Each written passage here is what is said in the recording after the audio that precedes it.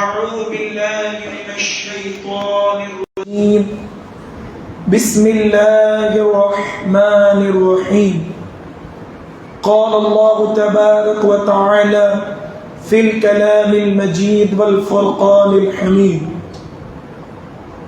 إنما يخشى الله من عباده العلماء صدق الله العظيم لخمسة نطفي بها حر الوباء الحاطمة المصطفى والمرتضى وابناهما والفاطمة تیرے بابا کا پھر تیرا کرم ہے یہ منہ ورنہ تو کس قابل ہے یا غوث. امام الانبیاء صلی اللہ تعالی علیہ وسلم کے دیوانوں، جس آیت پاک کو آپ کے سامنے تلاوت کرنے کا شرف حاصل کیا، اس کے تحت کچھ معروضات پیش کرنے سے قبل حضور تاجدار رسالت محمد الرسول اللہ، ہم غریبوں کے آقا صلی اللہ تعالی علیہ وسلم کی بارگاہ میں جھوم کے درود پاک کا نذرانہ پیش کریں.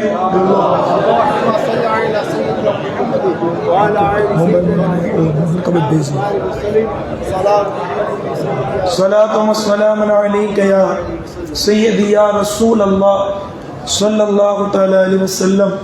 صلاۃ و سلام علیک یا حبیب اللہ صلی اللہ تعالی علیہ وسلم. الحمدللہ علی احسانہ. آج کی یہ ہماری چھٹی جشن غوث اعظم کی محفل کہ جس میں میں اور آپ تمام غلامان غوث اعظم شرکت کی سعادتیں حاصل کر رہے ہیں.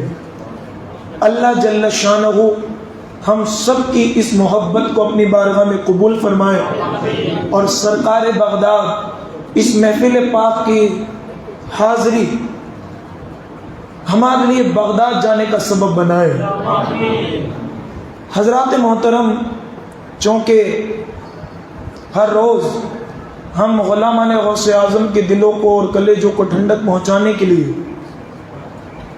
مرشد کا فرمان پیش کرتے ہیں، اور آج بھی کرنا تھا، لیکن میرے ایک عزیز نے ایک فرمائش کی منقبت کے حوالے سے، تو آج پھر میں انشاءاللہ دو تین شعر اس کے پیش کرنا چاہتا ہوں. اگر آپ محبت سے سنیں گے تو انشاءاللہ یہی بغداد کا ماحول بن جائے گا. ایک مرتبہ اور درود پاک کا نذرانہ پیش کریں. اللہم صلی اللہ.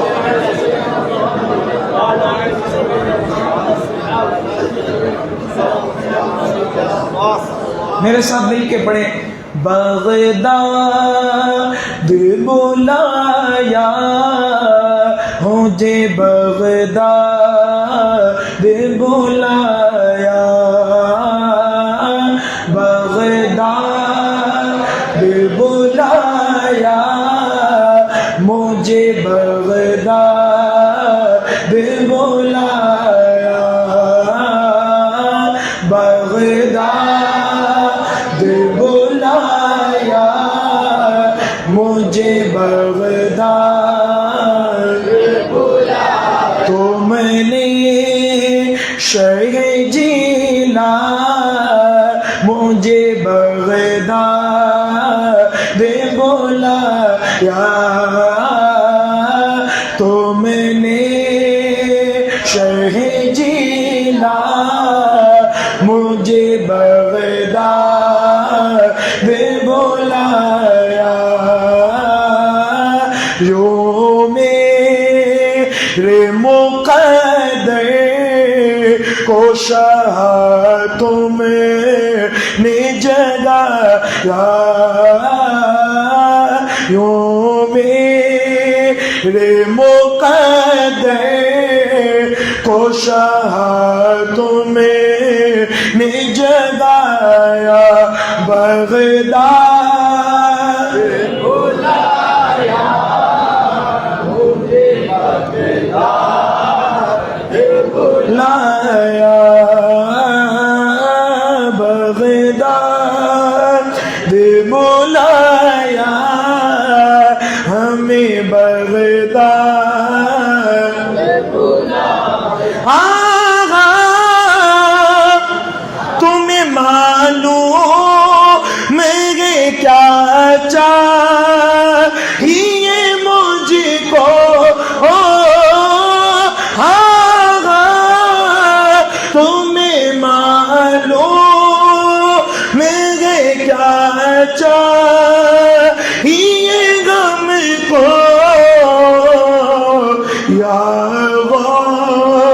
سے کرم کر میں بڑی دور سے آیا یا سے کرم کر میں بڑی دور سے آیا بغداد جس نے بغداد جانا مل کے پڑھے بغداد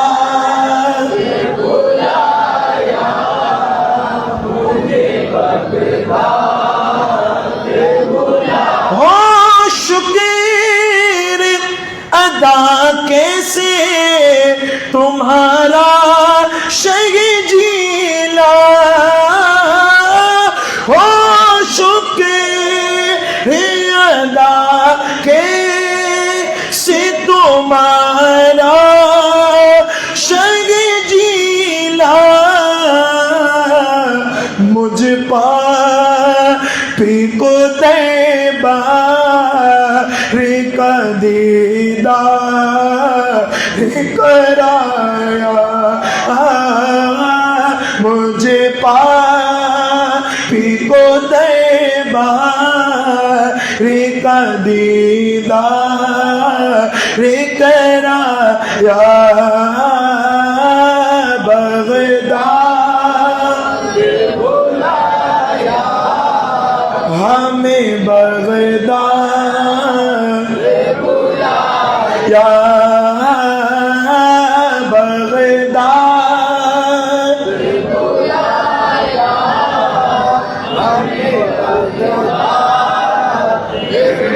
اور بہت ہی خوبصورت شعر کہتے ہیں ٹکڑوں سے تیرے در کے شہاں پر تیرے دنیا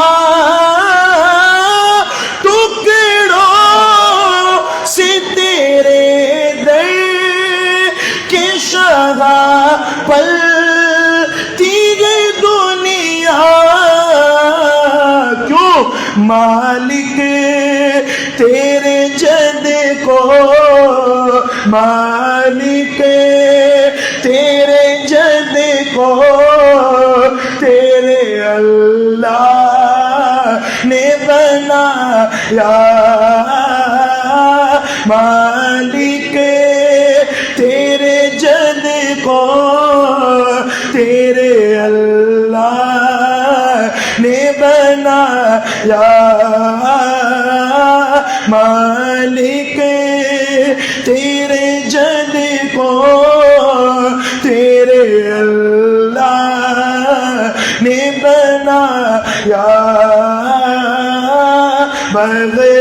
بغداد ہمیں بغداد یا بغداد بلایا ہمیں بغداد یا بغداد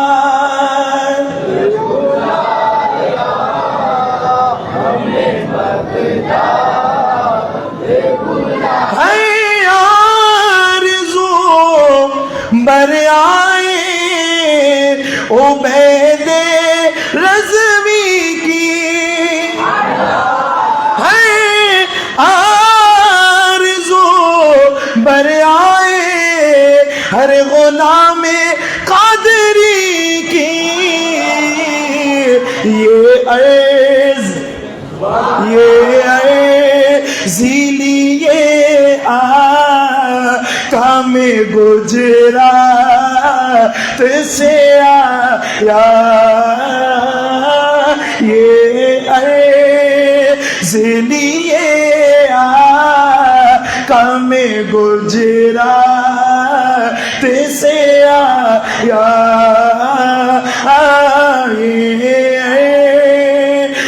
لیے کام گجرات سے آیا ہے آرزو بر آئے غلام گجرات کے قادری کی ہے آرزو، بر آئے گجرات کے غلام قادری کی یہ عرض لیے میں تو گجرات سے آیا بغداد بلایا ہمیں، بغداد بلایا بغداد بلایا ہمیں۔ ایک بار اور درود پاک کا نذرانہ پیش کرو۔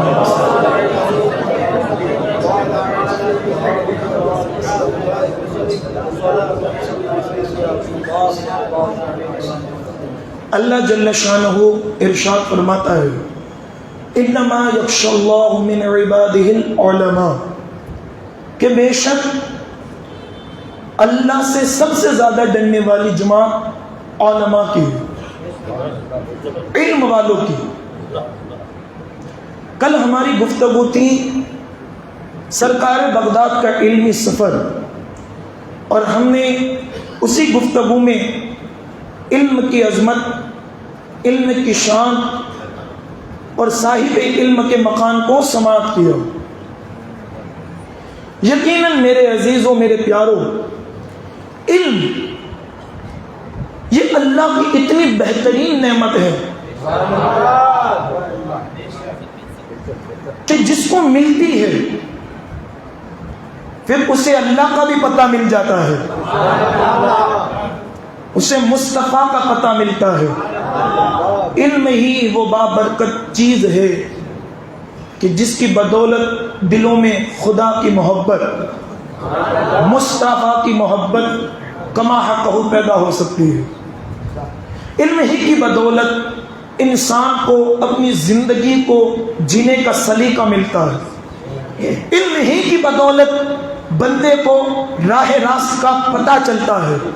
علم ہی کی بدولت بندے کو طرح طرح کے مقامات پر عزتیں اور عظمتیں نصیب ہوتی ہیں۔ میرے عزیزوں، آج ہماری علم کی دوری کی وجہ سے ہماری قوم میں اس سے تو بے شمار برائیاں جنم لے چکی ہیں اور لے رہی ہے۔ ان برائیوں میں سے ایک برائی یہ بھی ہے کہ آج میری قوم بے ادب بہت ہے۔ کیا؟ بے ادب۔ اور یہ بھی بد اخلاقیات میں سے ایک بد اخلاق ہے، بے ادبی۔ آج ہم دیکھیں اپنے گھروں کے حالات کہ ماں باپ کا اس کے بچے احترام نہیں کرتے، ادب نہیں کرتے۔ کوئی بیٹا اپنے باپ کے سامنے بول رہا ہے اونچے آواز سے، کوئی بیٹی اپنے ماں کے سامنے بول رہی ہے۔ پھر دیکھیں ہمارے گھروں میں جو بزرگ ہوتے ہیں ان کی کوئی قدر و قیمت نہیں ہوتی، ان کا کوئی ادب نہیں ہوتا۔ پھر دیکھیں آپ آگے اساتذہ اور شاگرد، آج کے شاگرد لوگ بھی اپنے اساتذہ کا کما حقہ ادب نہیں کرتے۔ اسی طرح دیکھیں پیر اور مرید، آج کے مریدان بھی اپنے پیران عظام کا کما حقہ ادب نہیں کرتے۔ اسی طرح دیکھیں مقتدی اور امام کہ ائمہ مساجد کا، انہی کے پیچھے نماز پڑھنے والے مقتدیان، ان کا ادب اور احترام جس طرح کرنا چاہیے، اللہ اور اس کے رسول نے جس طرح بتایا ہے اس طرح کرتے نہیں ہیں۔ اسی طرح آج ہر چھوٹا بڑے کا ادب اور احترام نہیں کرتا، اسی طرح ہر بڑا کسی چھوٹے کا ادب اور احترام نہیں کرتا۔ آج ہمارے کلچر سے، آج ہمارے درمیان سے ادب بہت دور ہو چکا۔ اس کی وجہ بتاؤں آپ کو، ایک تو علم کی دوری اور دوسری وجہ بزرگوں کی سیرت سے دوری۔ اب آؤ سرکار بغداد، سبحان اللہ، سیکھنا ہے تو ہم انہی کے دربار سے سیکھیں کہ ادب ہے کیا، کیا ادب، میرے عزیزو ذرا غور کریں، سرکار بغداد رضی اللہ تعالیٰ عنہ بغداد شریف میں طلب علم میں ہیں، مصیبتیں، تکلیفیں، اذیتیں جیلی، پڑھتے رہے، کتنا پڑھا، خود کہتے ہیں درست العلم حتی صرت خطبہ، درست العلم حتی صرت خطبہ۔ عبد القادر نے اتنا پڑھا کہ وہ پڑھ کے کتب بن گیا ہے، اتنا پڑھا عبد القادر جیلانی نے، اور کتنا پڑھا میرے عزیزو، خود تو کہتے ہیں کہ عبد القادر پڑھ کے کتب بن گیا۔ عبد القادر تو ایسا کتبوں کا امام ہے کہ ان کے در کی صرف نوکری کرنے کی وجہ سے اللہ قطبیت عطا فرماتا ہے، ابدالیت عطا فرماتا ہے، اس در کی تو یہ شان ہے۔ تو پڑھا خوب پڑھا۔ سرکار بغداد رضی اللہ تعالیٰ عنہ کے جوانی کا یہ واقعہ، اور آپ پڑھ رہے تھے، ایک بزرگ ہے جن کا نام ہے حضرت ابو سعید عبداللہ، وہ فرماتے ہیں کہ میں طلب علم کے لیے اپنی جوانی میں بغداد کی طرف آیا۔ اس وقت جس درسگاہ میں پڑھ رہا تھا، اسی درسگاہ میں پیران پیر شیخ عبد القادر جیلانی بھی پڑھ رہے تھے، اور ہمارے ساتھ ایک ابن صفا نامی شخص بھی پڑھ رہا تھا، بڑا علم تھا، بڑا ذہن تھا۔ اس دور کے اندر کون کہہ رہا ہے؟ حضرت ابو سعید عبداللہ اس دور کے اندر ایک غوث وقت تھے جن کا نام تھا حضرت ابو یعقوب یوسف بن یونس یوسف بن ایوب ہمدانی۔ یہ غوث وقت تھے، اور اللہ نے ان کو یہ کمالات عطا کیے تھے، یہ کرامات عطا کی تھی کہ وہ جب چاہتے لوگوں کی نظروں سے غائب ہو جاتے تھے، اور جب چاہتے حاضر ہو جاتے تھے۔ ان کی بڑی شہرت ہوئی، تو اس زمانے کے اندر لوگ جو ہیں اللہ والوں سے ملنے کا بڑا ذوق رکھتے تھے۔ آج ہم فلمی سٹاروں سے، سیاست دانوں سے ملنے کا شوق رکھتے ہیں۔ فرق یہی آ گیا میرے بھائیوں کہ ہم نے اللہ والوں سے دوری اختیار کر لی، اسی لیے ہم در در کے بھکاری ہیں۔ اور زمانہ جب تک اللہ والوں کے در کا نوکر تھا، ساری کائنات کے لوگ اس کے در کی نوکری کیا کرتے تھے۔ وجہ یہ کہ ہم نے اللہ والوں سے دوری اختیار کر لی، تو اس زمانے کے اندر یہ شوق رکھتے تھے لوگ کہ کوئی بھی اللہ والا ہو تو ہم اس کی ملاقات کے لیے جائیں۔ تو سرکار بغداد آپ خود، اور یہ کہہ رہے ہیں کون؟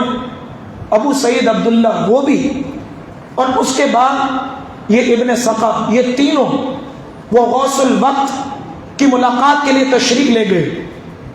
ابھی لے گئے تو راستے میں تینوں بات کر رہے ہیں۔ ابن صفا نے کہا کہ اس غوث کو میں ایسا سوال کروں گا کہ وہ میرے سوال کا جواب نہیں دے سکے گا۔ اور آج یہی سچویشن ہے میری قوم کی، جسے دو حرف آ جائیں قاعدے کے، وہ امام صاحب کو اس نیت سے بھی سوال کرتا ہے، اللہ ماشاءاللہ سب کی بات نہیں کر رہا ہوں کہ دیکھو امام صاحب اس کا جواب دے سکتے یا نہیں دے سکتے، یا کسی عالم کو یا کسی مفتی کو۔ میرے بھائی یہ ماحول ختم کریں، کسی کے امتحان کے لیے آپ سوال نہ کریں، کسی سے کچھ لینے کے لیے طلب علم کی نیت سے سوال کریں گے تو آپ کو اس سوال کرنے کا بھی ثواب ملے گا، اور اس بزرگ کو جواب دینے کا بھی ثواب ملے گا۔ تو ابن صفا نے کہا کہ میں تو غوث الوقت سے ایسا سوال کروں گا کہ دیکھتا ہوں کہ وہ میرے سوال کا جواب ہی نہیں دے سکیں گے۔ اس نے اتنا کہا۔ دوسرے کہہ رہی ہے ابو سعید عبداللہ کہ میں تو اس غوث الوقت سے ایسا سوال کروں گا کہ میں دیکھوں گا کہ وہ کیا جواب دیتے ہیں، وہ دیکھوں گا کیا جواب دیتے ہیں۔ تو ان دونوں کے لہجوں میں تکبر، بے ادبی، ایک کہہ رہا ہے کہ ایسا سوال کروں گا کہ جواب نہیں دے سکیں گے، یہاں بے ادبی بھی تکبر بھی، اور دوسرا کہہ رہا ہے کون؟ ابو سعید عبداللہ، ایسا سوال کروں گا کہ دیکھتا ہوں کہ کیا جواب دیتے ہیں۔ دونوں کے لہجوں میں تکبر بھی تھا، بزرگ کی بے ادبی بھی تھی۔ لیکن آؤ دستگیر کی بارگاہ میں ہمارے پیر کی بارگاہ میں کیسا سونا ہمارا پیر ہے، کیسا لجپال ہمارا پیر ہے۔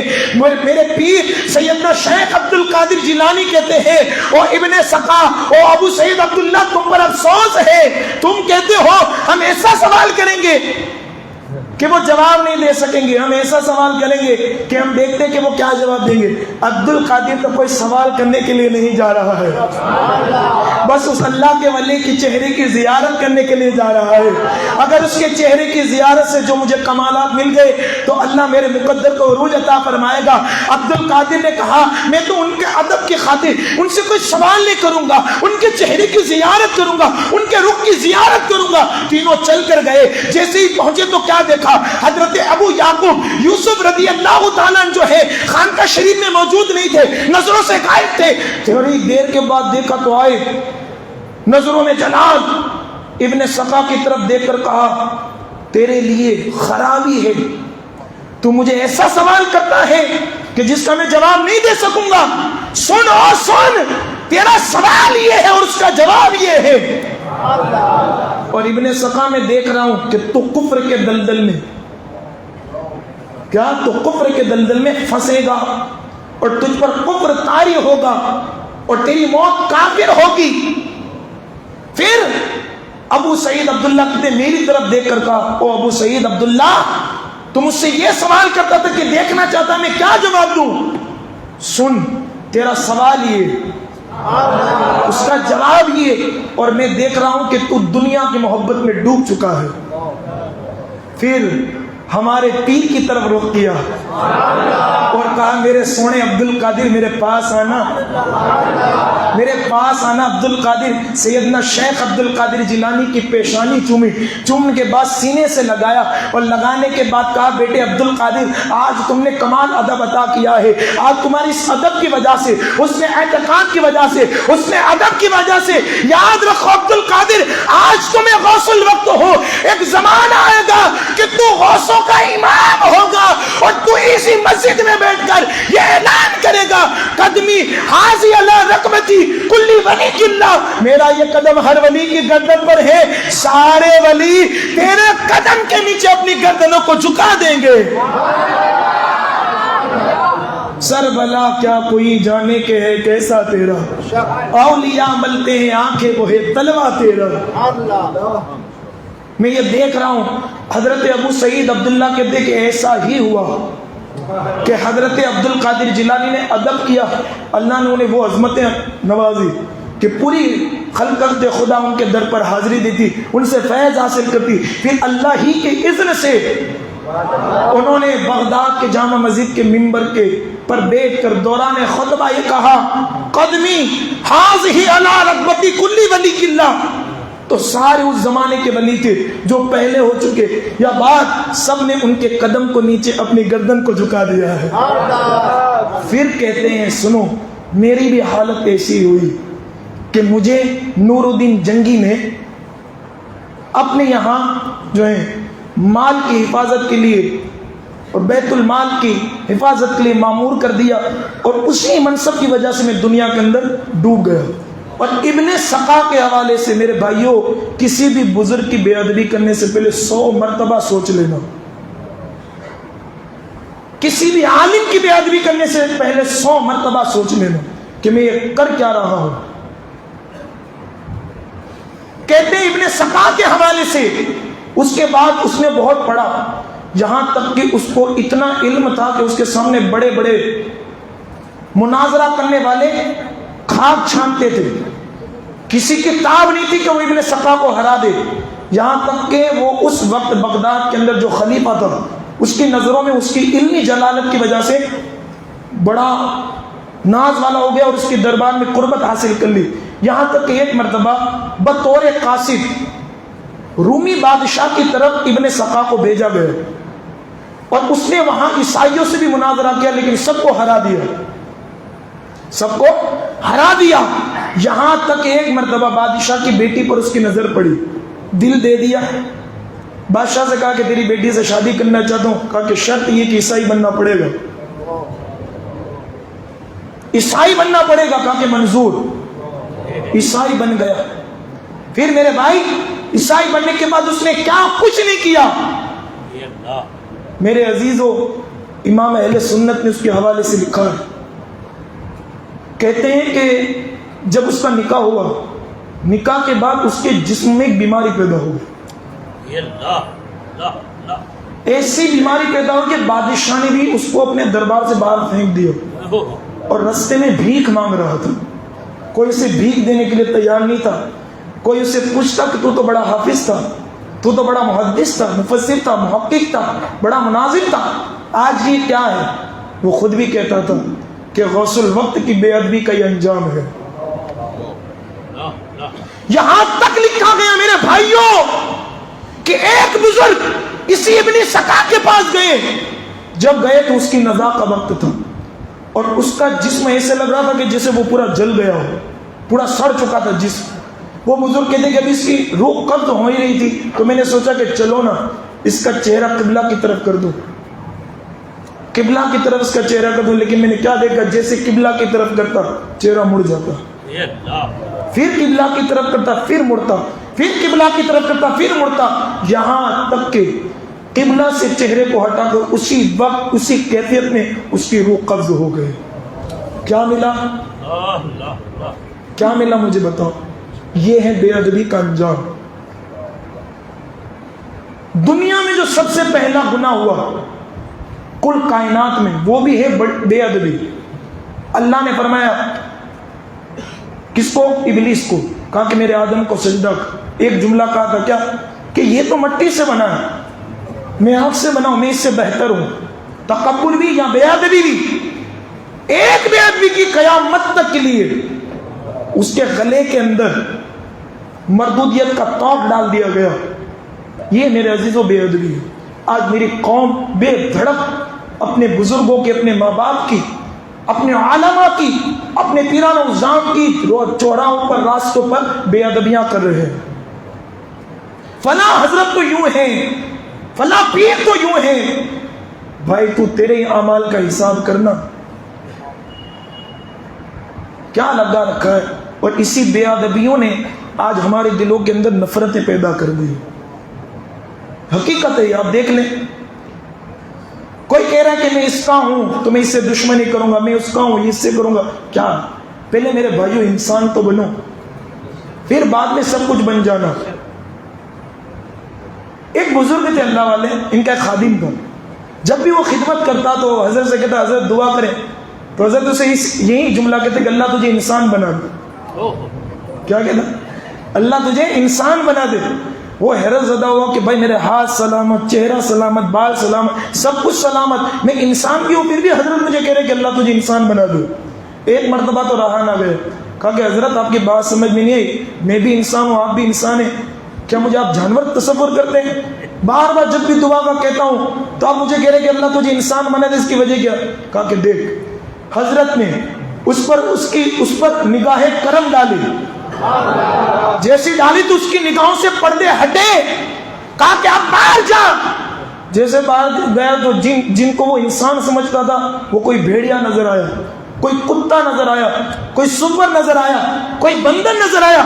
فوراً بھاگ کر آیا پیر کی بارگاہ میں، حضرت یہ کیا؟ کہا تجھے یہی تو بتا رہا تھا کہ وہ انسان کی صورت میں بھیڑیے ہے، انسان کی صورت میں بندر ہے، انسان کی صورت میں کتے ہیں. اسی لیے میں تجھے بار بار دعائیں دیتا ہوں کہ اللہ تجھے انسان بنا دے. ہمیں بھی انسان بننے کی ضرورت ہے. بہت بے ادبی ہم نے کر لی، لیکن میرے عزیزو ہمارے اسلاف کے یہاں ادب کا کتنا بڑا مقام. 12 اماموں میں ایک ذات ہے حضرت امام جعفر صادق کی، جس کے ہم نیاز کھاتے ہیں نا، کھیر پوری کھاتے ہیں نا، کھاتے ہی نہیں کھاتے الحمدللہ. امام جعفر صادق بہت بڑی ذات، ایسی بڑی ذات کہ ان کے حوالے سے یہاں تک لکھا گیا کہ اللہ نے ان کو وہ علوم عطا فرمائے تھے کہ وہاں تک کسی کی نظر بھی نہیں جا سکتی. یہ امام جعفر صادق. امام جعفر صادق کے ایک شاگرد کا نام ہے حضرت بایزید بستامی. سنیے گا ادب کیا ہے. بایزید بستامی حضرت کے پاس پڑھ رہے تھے، لیکن دیکھیں میرے بھائیوں ایک مرتبہ حضرت امام جعفر صادق اپنی مسند پر بیٹھے تھے، بایزید بستامی سے کہا او بایزید جاؤ فلاں طاق کے اندر سے میرے کتاب اٹھا کر لاؤ۔ حضرت بایزید بستامی تھوڑی دیر کے لیے تو خاموش رہے، کہا کہ بایزید سنا نہیں، میں نے تجھ سے کہا کہ کتاب لے کر آ۔ کہا کہ حضور طاق کہاں ہے؟ طاق سمجھتے ہیں یہ جو ہے اس کو کہتے طاق۔ کہا کہ طاق کا ہے حضرت؟ کہا کہ بایزید کیا بات کرے، اتنے سالوں سے یہاں پڑھ رہا ہے، میرے پاس رہ رہا ہے، اور تجھے ابھی تک میرے گھر کی طاق کا علم نہیں؟ کہا کہ حضور کب میں نے آپ کے دربار میں اپنی نظروں کو اونچا کیا ہے، کب میں نے اونچا کیا ہے کہ میں آپ کی طاق پر دیکھوں؟ انہی کے ایک شاگرد امام جعفر صادق کے جو ہم حنفیوں کے امام ہیں، حضرت امام اعظم ابو حنیفہ سبحان اللہ، ان کا بھی ایک واقعہ کمال ادب دیکھیں آپ میرے بھائیوں، جو ہمیں 2 کلمے سکھاتے ہیں ہم اس کو 4 دن میں بھولتے ہیں، لیکن ادب ادب ہے۔ دنیا میں جس بھی معزز شخصیت کو آپ دیکھو، تڑپ کے بولیں، جس کے نام اسٹار کی طرح چمک رہے ہیں، ان کی زندگی میں ادب بہت ہوگا۔ امام جعفر صادق رضی اللہ تعالیٰ نے مرتبہ اپنے باغ میں بیٹھ کر اپنے مریدوں کے ساتھ کسی مسئلے پر ڈسکس کر رہے تھے اور کتابوں میں سے اس کو چھان رہے تھے۔ بیٹھے تھے شاگرد بھی، امام صاحب بھی بیٹھے تھے۔ اب اس زمانے کے اندر ایسے فیسلٹیز تو سب تھی نہیں، لوگ کتابوں کے اندر کچھ نہ کچھ پتے وغیرہ رکھ کے اس کے اندر نشانی لگاتے تھے۔ تو امام صاحب کے شاگرد اور امام صاحب کے ساری محنتیں کر رہے ہیں، مسائل کی اکٹھا کر رہے ہیں، اتنے میں کیا دیکھا کہ قریب ہی میں باغ کے چند بچے کھیل رہے ہیں۔ اس میں سے ایک بچہ آیا، اس کی گیند تھی، وہاں آئی وہ آیا، امام صاحب اس کو دیکھ کر کھڑے ہو گئے۔ امام اعظم ابو حنیفہ کی بات کرو، اس کو دیکھ کر کھڑے ہو گئے، حضرت اس کو دیکھ کر کھڑے ہو گئے۔ شاگردوں نے سمجھا کہ چلو بھائی امام ایسے ہی کھڑے ہوں گے، پھر بیٹھے، وہ چلا گیا۔ پھر تھوڑی دیر بعد پھر وہ آیا بچہ، امام صاحب پھر کھڑے ہوئے، جب گیا پھر بیٹھے، پھر تیسری مرتبہ امام پھر کھڑے ہوئے۔ آپ شاگردوں سے رہا نہیں گئے، پھر بھی صبر کیا، امام صاحب بیٹھے، چلا گئے۔ چوتھی مرتبہ آیا بچہ، پھر کھڑے ہوئے۔ پانچویں مرتبہ آیا، پھر کھڑے ہوئے۔ شاگردوں نے پوچھا کہ حضرت یہ بچہ ہے، کیوں بار بار کھڑے ہوتے ہیں، کیوں بار بار کھڑے ہوتے ہیں؟ جملہ سنے، امام صاحب کہتے ہیں تمہیں کیا پتا، یہ میرے استاد کا پوتا ہے، یہ میرے استاد کا پوتا ہے، اور جس کے در سے امام اعظم ابو حنیفہ کو، ثابت بن نعمان کو جو کچھ ملا ہے میرے استاد کی وجہ سے ملا ہے، اگر ان کے پوتے پر آتے ہوئے میں کھڑا نہ ہوں تو یہ میرے لیے بے ادبی ہے۔ میرے بھائی یہ ادب ہے، تب جا کر وہ امام اعظم ابو حنیفہ بنتے ہیں، اور آج ہمارا کسی کیٹیگری کے اندر نام نہیں ہے۔ کیوں؟ بڑے بے ادب ہم ہو چکے، بڑے بے ادب۔ آج میرے بھائیوں سب سے زیادہ دل سے یہ جملہ کہہ رہا ہوں، جس رشتے کی بے ادبی کی جاتی ہے وہ ہے ماں، وہ ہے باپ۔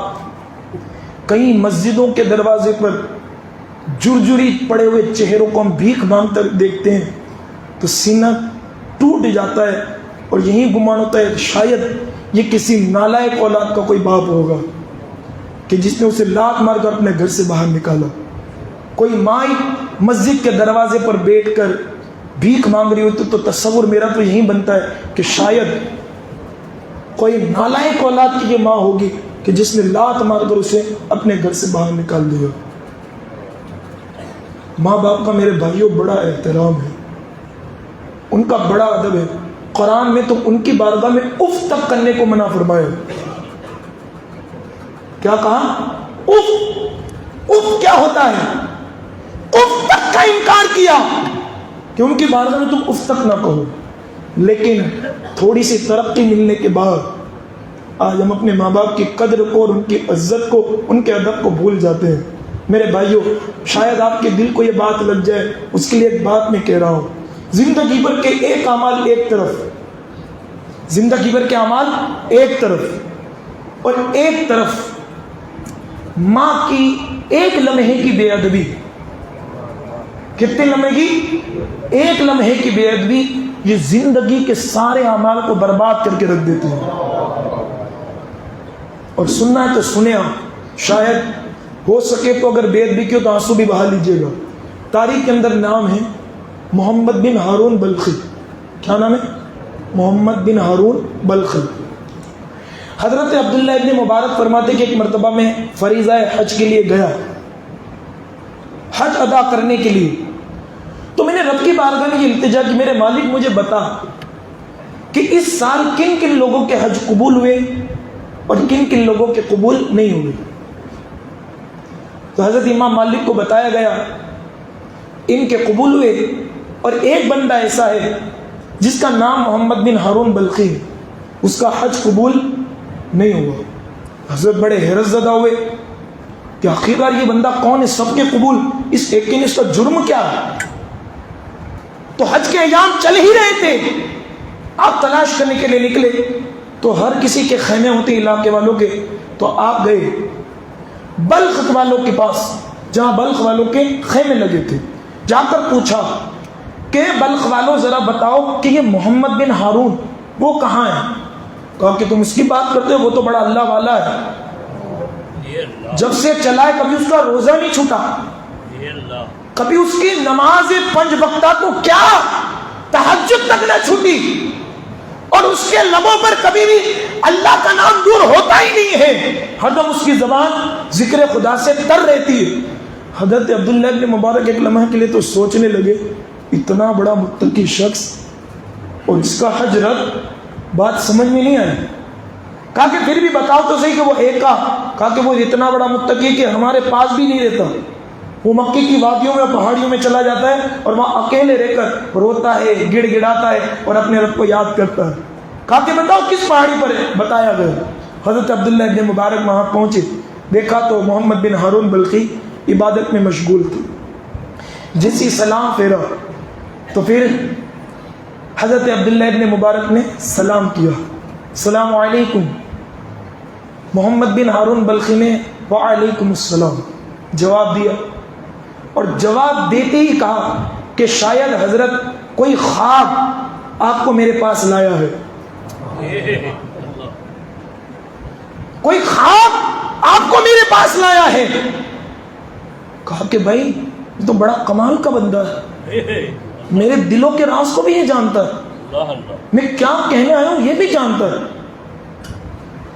کہا کہ ہاں کوئی خواب ہی مجھے تیرے پاس لایا کہ شاید حضرت. محمد بن ہارون نے کہا مجھے آپ یہ بتانے آئے ہیں کہ میرا حج رد کر دیا گیا ہے.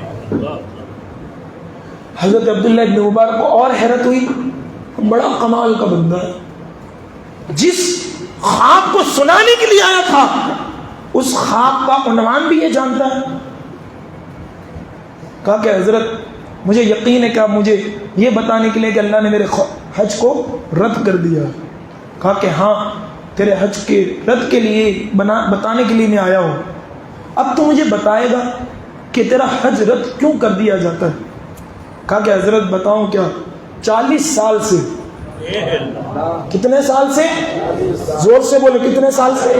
40 سال سے لگاتار حج کے لیے آ رہا ہوں.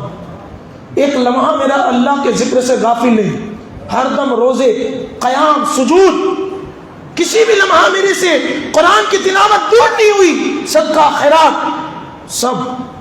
لیکن 40 سال سے آ رہا ہوں، آپ ہی کی طرح کوئی نہ کوئی بزرگ حج کے ایام ختم ہونے کے بعد مجھے آ کر کہتا ہے اے عبداللہ ابن مبارک، اے محمد بن ہارون بلخی، تیرے حج کو اللہ نے رد کر دیا ہے. آپ ہی کی طرح کوئی بزرگ آتا ہے اور مجھے یہ کہہ دیتا ہے. حضرت عبداللہ ابن مبارک نے پوچھا بتا تو صحیح یہ تیرے ساتھ کیوں ہو رہا ہے؟ اللہ تو بڑا کریم اور رحیم ہے، کیا تو نے ایسا کیا ہے کہ 40 سال تک تیرے حج کو رد کر دیا جا رہا ہے؟ کہا کہ مجھے پوچھو نہ، اگر میں بتا دوں گا تو آپ خود بھی مجھ سے نفرت کرو گے، مجھ سے دور بھاگو گے. کہا کہ وہ ہے، بتا کیا بتا. کہا کہ اگر آپ سننا ہی چاہتے تو سنیں. میری جوانی کا عالم تھا.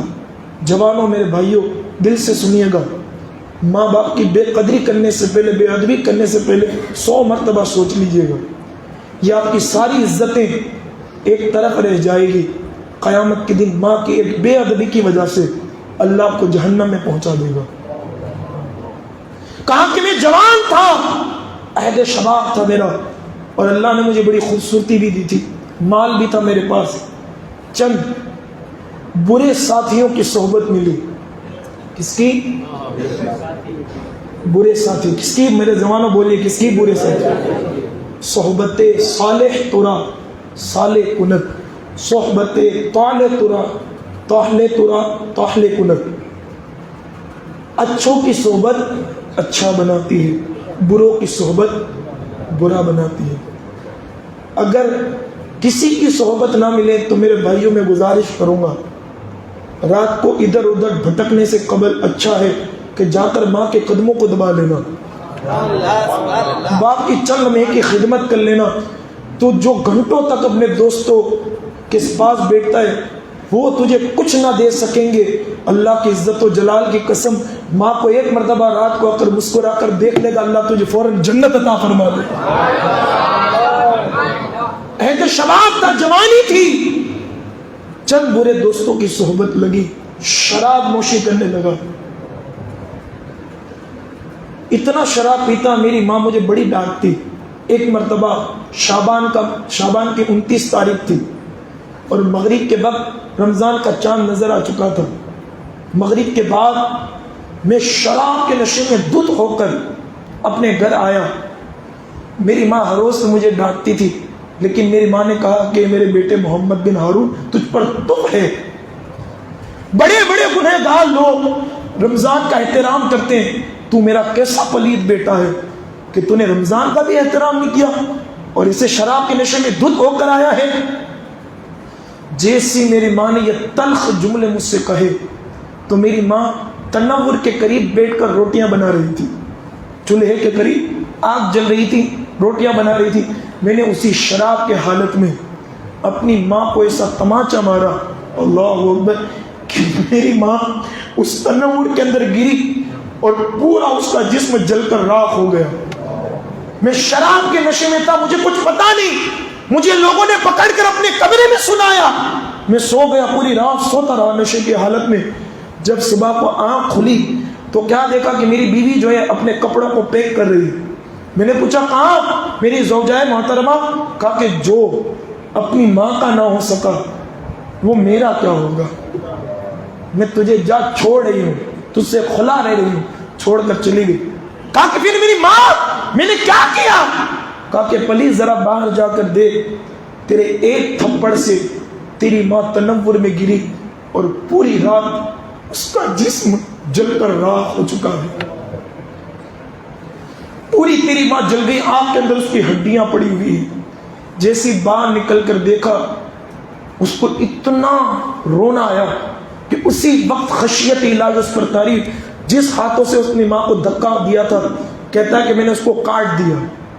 پھر جتنی میرے پاس دولت تھی سب کو اللہ کی راہ میں خیرات کر دی. اور اس کے بعد میں نے عزم کر لیا کہ کبھی بھی اللہ کے نافرمانی والا کام نہیں کروں گا. اور ہر دم 40 سال سے رب کی بارگاہ میں آ کر کعبے کا گلا پکڑ کر دعائیں کرتا ہوں، لیکن میرا خدا مجھے کبھی نہیں معاف کرتا. کوئی نہ کوئی بزرگ آ کر کہتا ہے تیرا حج رد کر دیا. یہ سلسلہ 40 سال سے. حضرت عبداللہ ابن مبارک کہنے لگے تجھ پر تف ہے، تجھے تو چھوڑ، تیرے قریب تو میں بھی کھڑا رہنا برداشت نہیں کرتا، کہیں تیری وجہ سے مجھ پر بھی آگ نہ برسنے لگے. اتنا کہنے کے بعد حضرت عبداللہ ابن مبارک اپنے گھر آئے، روتے روتے سوئے، روتے روتے سوئے. خواب میں مصطفیٰ کی زیارت ہوئی. کہا کہ عبداللہ ابن مبارک تو نے ایک اللہ کے بندے کو اللہ کی رحمت سے مایوس کر دیا. کہا کہ سنے عبداللہ ابن مبارک، یقیناً اس کا جرم بڑا ہے، لیکن ماں ہوتی ہے. تڑپ کے بولے سبحان اللہ. ماں تجھے پتا ہے، میں تجھے بتاؤں قیامت کے دن اسی محمد بن ہارون بلخی کی بخشش کیسے ہوگی کہ جس نے اپنی ماں کو جلا کر راکھ کر دیا. قیامت کے دن اسی محمد بن ہارون بلخی کو جہنم کے فرشتے گھسیٹ کر لے جا رہے ہوں گے.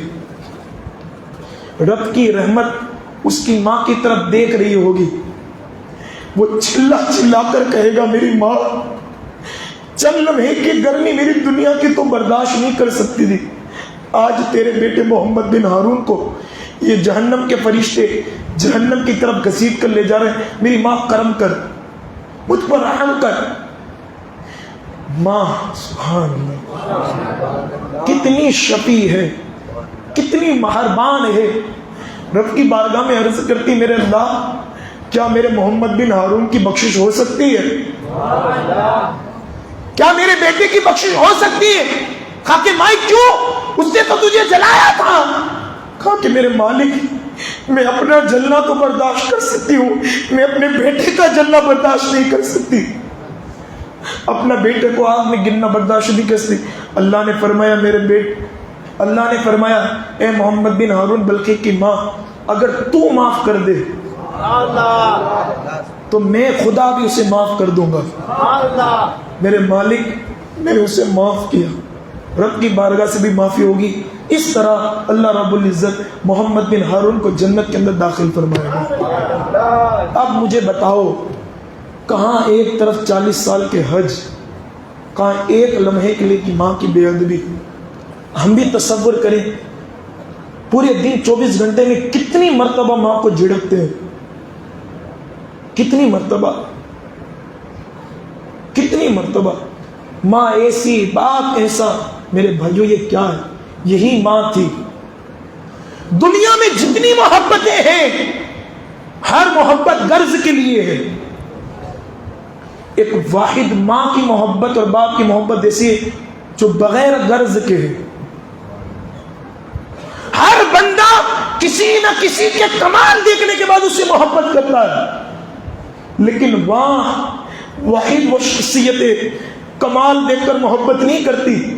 ڈاکٹر نے بتایا کہ عورت تیرے پیٹ میں بچہ آ چکا ہے، اس وقت سے اس کے دل میں اپنے بچے کے لیے محبت پیدا ہو جاتی ہے، جس کو دیکھا بھی نہیں خوبصورت ہے یا کیسا ہے، یہ ہے بغیر غرض کی محبت، وہ سوائے ماں کے علاوہ کوئی نہیں کرتا۔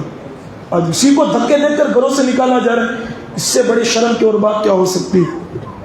میرے محبوب نے تو کتنا ماں کا ادب سکھایا، تھوڑا کہ بولے سبحان اللہ۔ آخری بات کہہ کے میں اپنے عنوان کی طرف، میرے بھائیوں سرکار اقدس صلی اللہ تعالی علیہ وسلم ایک مرتبہ ایک جگہ بیٹھ کر صحابہ میں مال تقسیم کر رہے تھے۔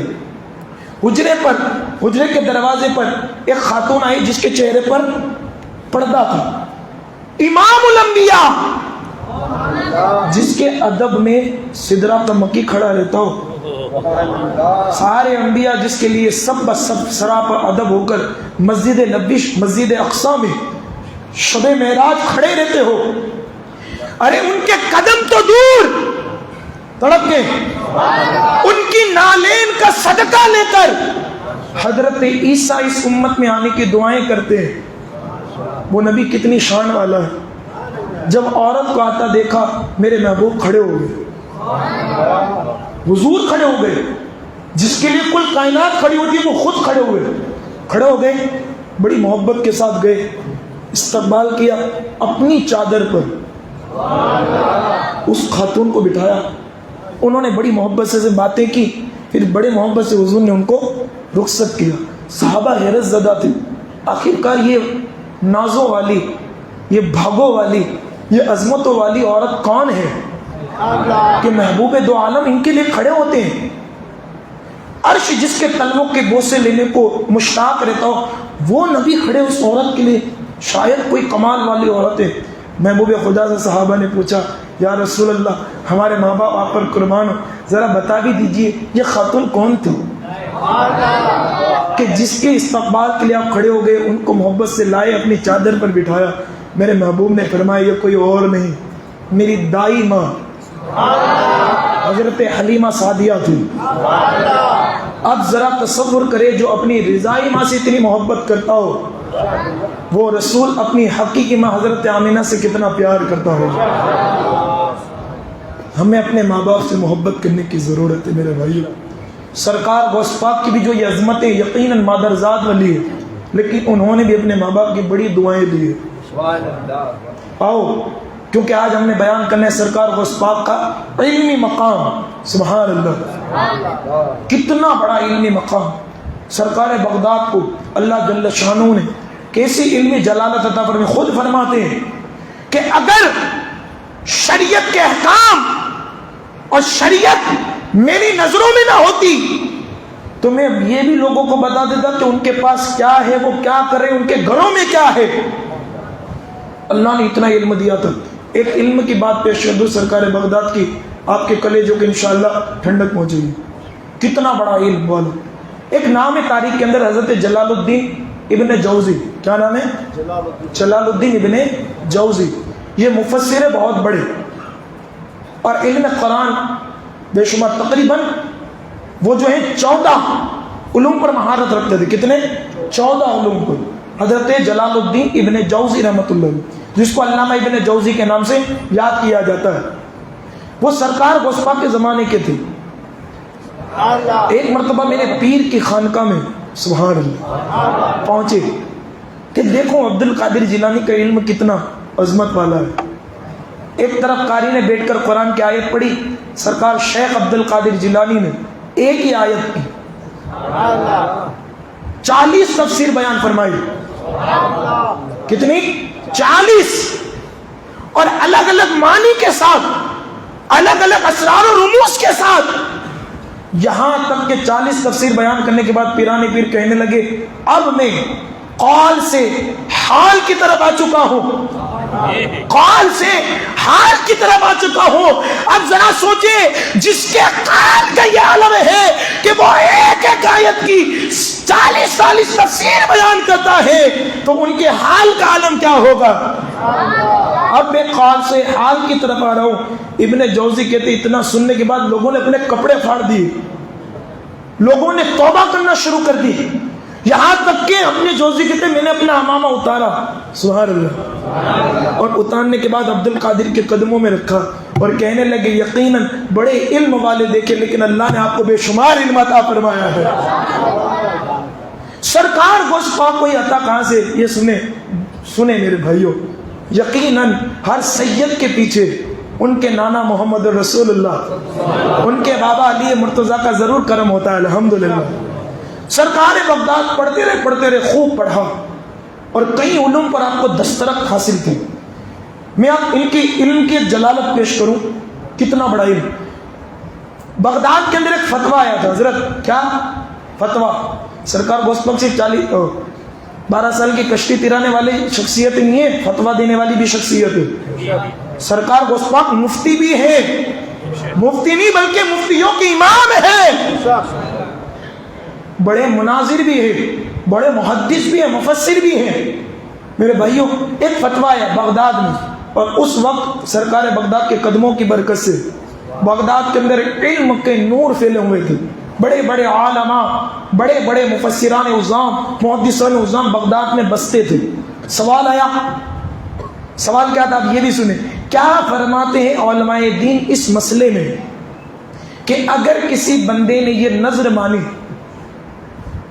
کسی بندے نے یہ نظر مانی، وہ نظر یہ ہے کہ میں ایک ایسی عبادت کروں کہ جب میں وہ عبادت کر رہا ہوں میرے ساتھ دوسرا کوئی اس عبادت کو نہ کر رہا ہو، اور اگر میں یہ پوری نہ کر سکوں تو میری عورت کو 3 طلاق. اب وہ کون سی عبادت ہے جو بندہ اکیلا کرے دوسرا اس میں شریک نہ ہو؟ جیسے نماز آپ پڑھتے ہیں، آپ اکیلی بھی پڑھو تو ٹھیک ہے لیکن دوسری جگہ بھی نماز تو پڑھی جا رہی ہے. ایسی عبادت کہ کل کائنات میں وہ صرف تنہا کرتا ہو، دوسرا کوئی نہیں، پوری دنیا میں اللہ کی ساری مخلوق میں دوسرا کوئی نہ کرتا ہو، وہ اکیلا کرتا ہو. اور اگر یہ کر لے تو ٹھیک، اور اگر نہ کر سکے تو اس کی عورت کو 3 طلاق. اب یہ مسئلہ تھا بڑا پیچیدہ. میرے بھائیوں غوث پاک کی نظر جس امام احمد رضا پر پڑتی ہے اس کے فتووں کا یہ عالم ہے کہ آج بھی لوگوں نے اپنے دانتوں میں انگلیاں ڈال دی. بڑے بڑے رافضی، بڑے بڑے گنڈے جو ہیں دیوبندی، وہاں بھی امام اہل سنت کے فتووں سے ڈرتے ہیں، ان کے نام سے ڈرتے ہیں. اب ذرا غور کریں، جس کو عبد القادر کے در کی خیرات ملتی ہے اس کے علم کا یہ عالم ہے، پیران پیر کے علم کا عالم کیا ہوگا؟ کیا ہوگا؟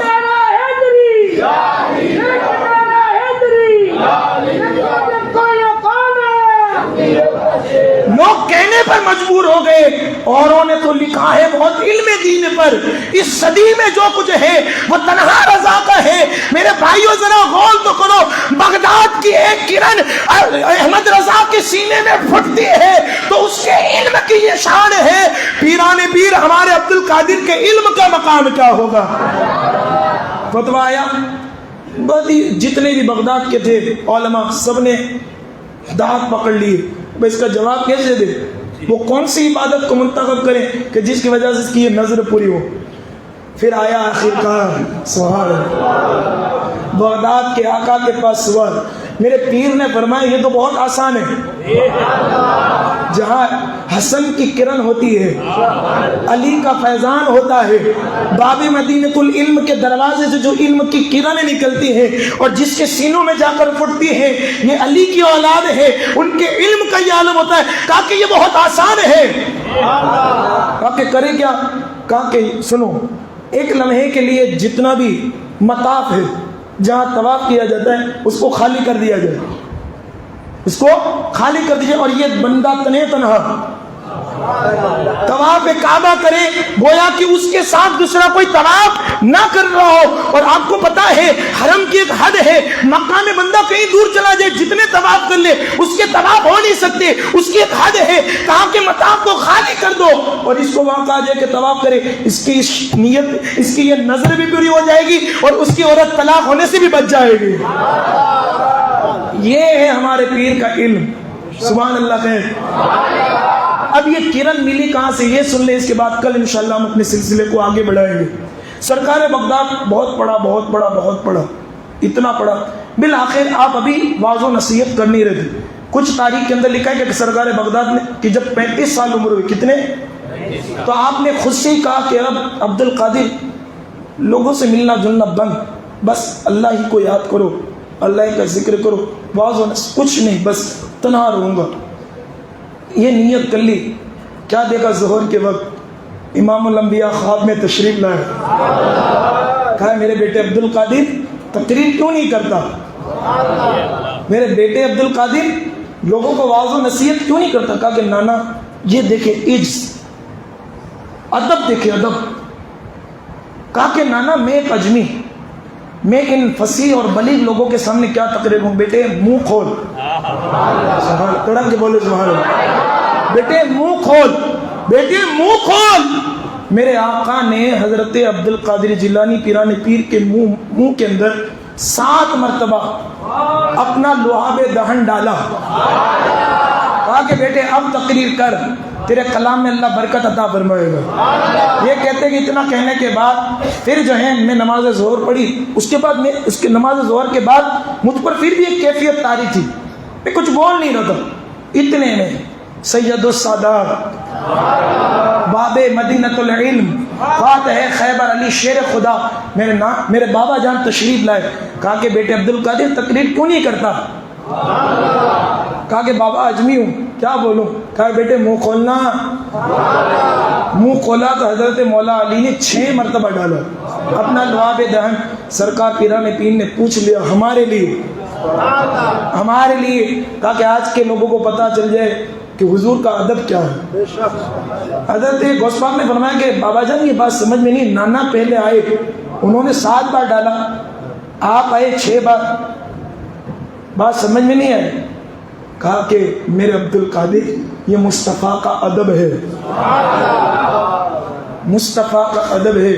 5 کتابیں پڑھنے والوں کو مصطفیٰ کا ادب سمجھ میں نہیں آیا، جس کے در سے کئیوں کو فیضان علم نصیب ہوا، وہ خود کہہ رہے ہیں مصطفیٰ سے آگے نہ بڑھو۔ مصطفیٰ کا ادب مولا کائنات نے سکھایا۔ یہ ہے پیران پیر رضی اللہ، یہ 3 گفتگو کرتے تھے اور شان کتنی بڑی، 3 مرتبہ کہتے الحمدللہ اور الحمدللہ الحمدللہ۔ پہلی مرتبہ جب الحمدللہ کہتے بیٹھ کر توبہ کی، آپ کے بیٹے خود فرماتے کہ کوئی محفل ایسی نہیں ہوتی تھی کہ جس میں سے 3 سے 4 جنازے نہیں نکلتے ہو، لوگوں کا انتقال ہو جاتا تھا غوث پاک کی گفتگو سن کر۔ اب گفتگو کیا ہوتی تھی سنیں آپ، ایسے بے شمار آواز ہیں، لیکن یہ منظر سنیں تاکہ آپ کو پتا چلے میرے پیر کی زبان کا عالم کیا ہے۔ حضرت عبد الوہاب کہتے ہیں کہ میں نے بابا سے کہا کہ مجھے بھی اجازت دو. کہا کہ بیٹے جا. کئی گھنٹوں تک میں نے تقریر کی کرسی پر بیٹھ کے, بڑے احادیث قرآن کی دلیلیں, یہ وہ, خوف خدا خوشی. ارے رونا تو دور کی بات ہے, لوگوں کی آنکھوں سے آنسو بھی نہیں آئے, توبہ کرنا تو دور کی بات.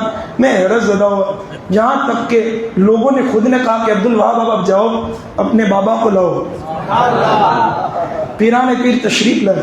اب بیان کیا کیا سنیں آپ. کہا کہ میں روزے دار تھا, میں روزے سے ہوں, اور یحییٰ کی ماں نے انڈا لیا, اس کو بنایا, اور بنانے کے بعد میرے گھر کی طاق کے اندر اس کو رکھ دیا. تھوڑی دیر کے بعد ایک بلی آئی اور اس نے اس برتن کو گرا دیا. عبد الوہاب کہتے کہ میرے بابا نے اتنا بھی بیٹھ کر کہا تو لوگوں نے کپڑے پھاڑ دیے, توبہ کر لی. یہودی مسلمان ہو گئے, عیسائی مسلمان ہو گئے, ڈاکو فجار نے توبہ کر لی. حیرت سے دیکھتا رہا. کئی گھنٹوں سے قرآن اور حدیث کی روشنی میں تقریر کر رہا ہوں خوف خدا پر, ان کے آنکھوں میں آنسو نہیں آئے. یہاں ایک انڈے کی بات میرے والد نے کی اور یہاں توبہ لوگ کرنے لگے. پھر پوچھا بابا, بابا او میرے بابا, اتنی تقریر کی کوئی اثر نہیں, یہاں انڈے کے قصے پر آپ لوگوں نے توبہ کر لی. کہا کہ بیٹے تو نے دنیا کے سفر کیا ہے, تیرے باپ نے عرش کا سفر کیا ہے, تو نے دنیا میں گھوم کر علم حاصل کیا ہے. تیرا باپ عبد القادر وہ ہے جب تک خدا کا حکم نہیں ہوتا میں اپنے زبان سے کوئی کلمہ نہیں نکالتا تھا. پیران پیر سے کوئی محفل میں پوچھتا کہ اس مسئلے کا جواب دو. کہا کہ ٹھہرو میں پوچھ لوں. آپ گردن جھکاتے, رب کی طرف سے جو حکم ہوتا اس کو آپ عرض کیا کرتے تھے.